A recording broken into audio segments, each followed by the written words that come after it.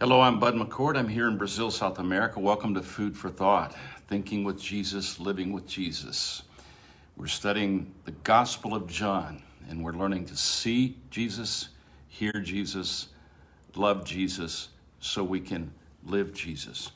I believe that seeing, hearing, loving, and living Jesus is the process through which every disciple should be discipled. This was the process that was used among the very first disciples, and among them was John the Apostle, one of the first disciples, author of three of the books of the New Testament. And so we're working our way through verse by verse, and I want to read where we've gotten to so far this week, and I want you to just let this speak to you. This is John telling us what he saw, what he heard, what he came to love and understand, and how he came to begin to live Jesus. He says this: in the beginning was the Word, and the Word was with God, and the Word was God. He was in the beginning with God. All things were made through him, through Jesus. And without him, nothing was made that was made. In him, in Jesus, was life. And the life was the light of men. And the light shines in the darkness, and the darkness did not comprehend it. There was a man sent from God whose name was John. This man came for a witness, to bear witness of the light, that all through him might believe. He was not that light, but was sent to bear witness of that light. That was the true light, Jesus, which gives life to every man coming into the world. He was in the world. Jesus was in the world, and the world was made through him, and the world did not know him. He came unto his own, and his own did not receive him. But as many as received him, to them he gave the right to become children of God, to those who believe in his name, who were born not of blood, nor of the will of the flesh, nor of the will of man, but of God. And today, the thought that is one of the most incredible thoughts in the entire Bible, John reveals to us the conclusion of what he saw, what he heard, what he came to love, what he came to live. And the Word, that's Jesus. This is the Word that created everything and brought into being everything that we live and are and see. The Word became flesh and dwelt among us.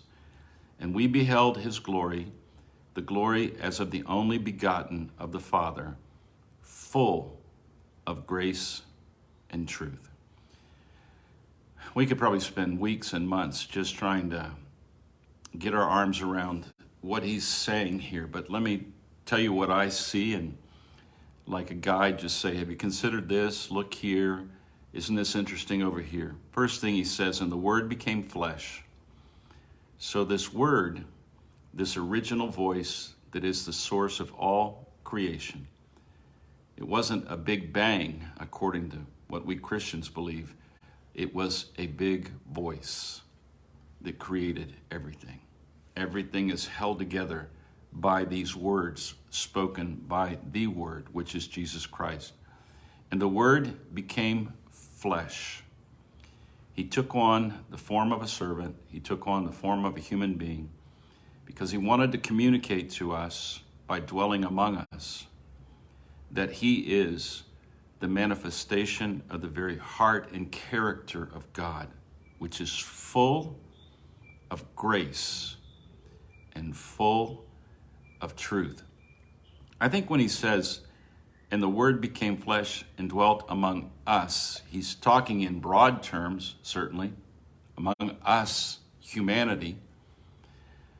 Certainly he's talking about among the Jews of that day and of that time. But I think he's being much more intimate with us when he says he dwelt among us. I think he's talking about that original group of 12 that Jesus chose to walk with him for 3.5 years.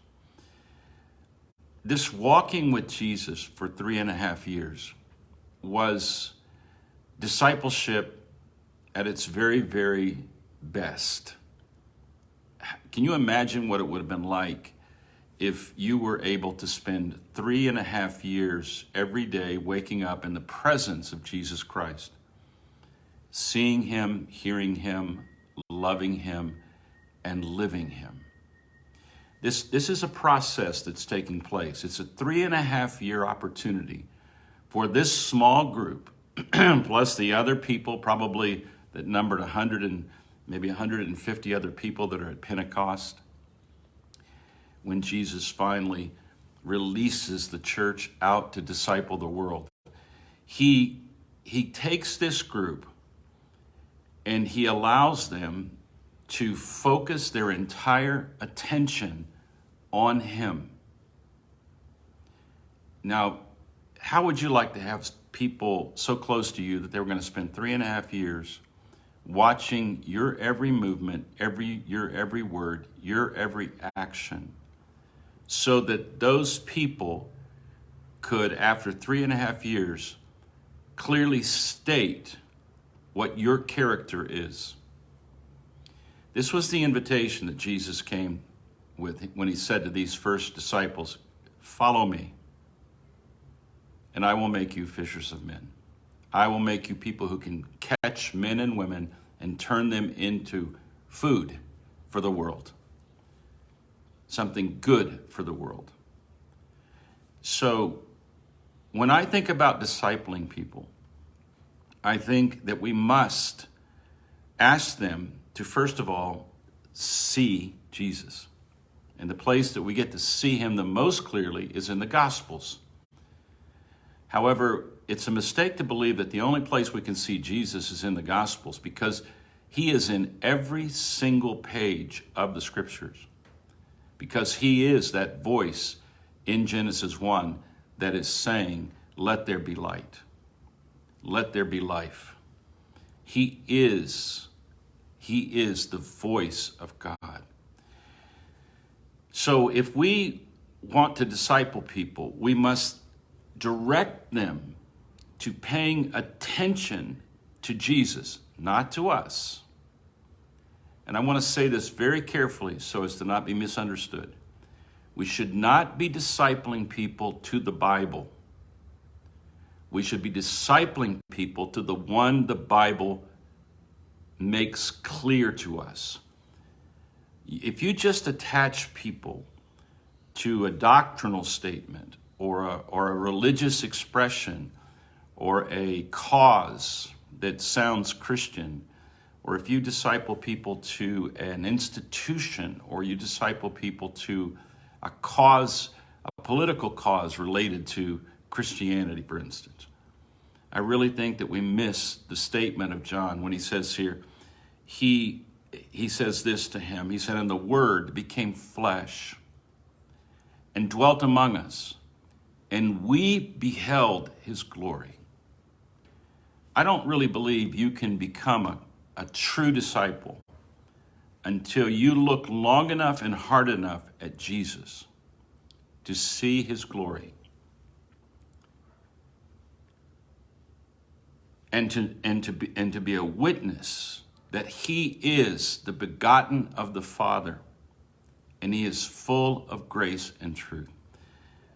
There's a trend going on across the world of Christian leaders abandoning the Christian faith.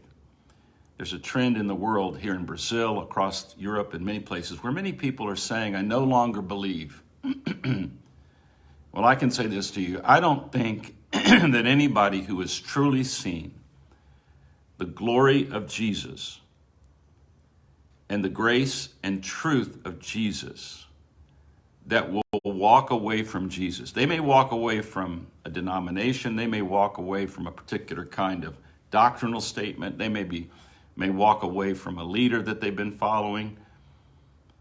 But for the life of me, I cannot understand how people who have actually seen, heard, and loved and live Jesus are going to walk away from him.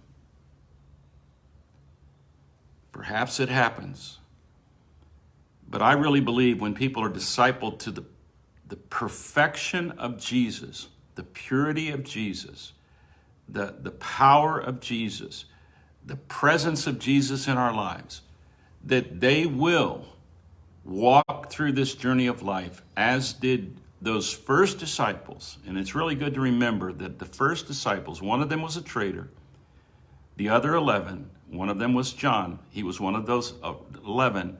He died as an exile on the Isle of Patmos. And the other 10 died as martyrs. They didn't walk away from Jesus.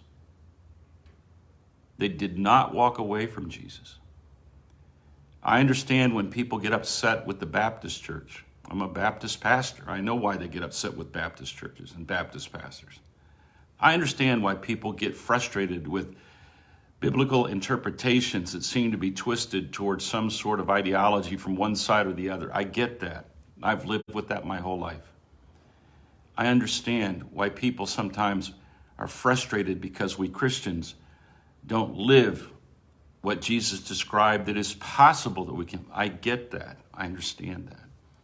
But I cannot for the life of me understand how anyone who's been discipled correctly to Jesus is going to find anything else in this world that makes sense, more sense than what he makes.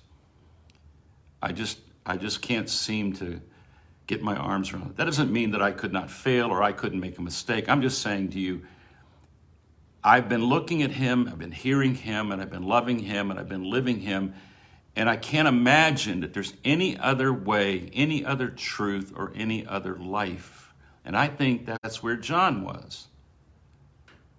And that's why I wanted to emphasize this verse today as much as I can, so that you'll look at this and say, and the Word became flesh and dwelt among us. Now ask yourself the question, are you included in this dwelt among us? Well, you weren't there with him when he was walking in the world 2,000 years ago. But if you can see yourself in this story with these disciples, and if you can see yourself in the pages of the scriptures, looking at Jesus and hearing him, seeing him and hearing him, have you begun to love him? Because they didn't love him at the beginning. They were just following him. But by the time they got all the way down to the end of the story in the crucifixion and resurrection, remember when he comes to Peter and says, do you love me? Do you love me? Do you love me? Feed my sheep. That's what I mean by we share Jesus. We see him, we hear him, we love him, and we live him. We live him by giving who he is away to other people. I hope that you will stop at this verse today, and I hope that you will make sure that you're one of those that he's describing here that says, he dwelt among us, and we beheld his glory. Have you seen his glory? Have you appreciated who he is? And do you really believe that he is the only begotten Son of the Father? That he is the Son of God? And when you think about God, because you're looking at Jesus, do you see God as full of grace and truth? Is that your vision? I think you can only come to that vision if you see him, hear him, love him, and live him. That's discipleship. And I pray that there will awaken all across the globe people who will disciple people by taking them to Jesus. He is not afraid of being examined closely for 3.5 years, like he did with the first disciples. He will be patient with our questions. He will be patient as we doubt. He will be patient, but he will not ever deny who he is and why he came, and he will always be the final word. And we need to just get into that and live that. I think you can tell I'm pretty passionate about this is the way we need to disciple people in this world the way it is today. There can be no short, we can't come short of this. We need to take people to Jesus and leave them there. We need to take them until they can see, hear, love, and live him on their own with him alone. They don't need me or you. They need Jesus. God bless you. Have a great day.